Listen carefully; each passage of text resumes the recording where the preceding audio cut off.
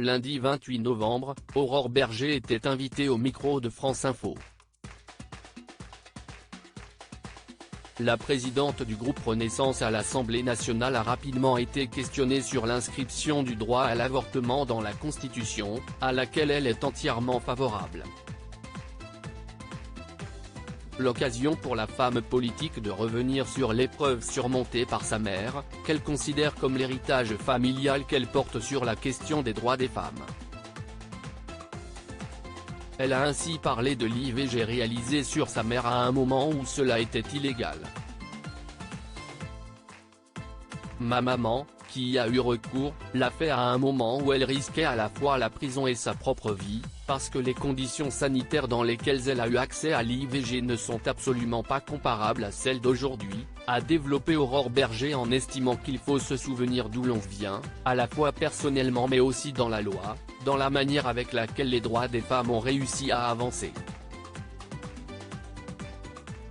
La députée de 36 ans a tenu à souligner à quel point ça peut être fragile d'obtenir le droit à l'avortement et assurer qu'il y a là une nécessité, quand on en a les moyens encore une fois, de pouvoir le sanctuariser. Supérieure à Line Renaud, Lady Gaga, Adeline Blondiot. Elles ont brisé le tabou de l'avortement. Une mère ayant subi un curetage sans anesthésie. Pour rappel, à l'Assemblée nationale le 24 novembre dernier, Aurore Bergé expliquait plus en détail à ses confrères députés ce par quoi la femme qui lui a donné la vie était passée en voulant avorter. Elle y a eu recours, comme peut-être un certain nombre de nos mères, de nos grands-mères.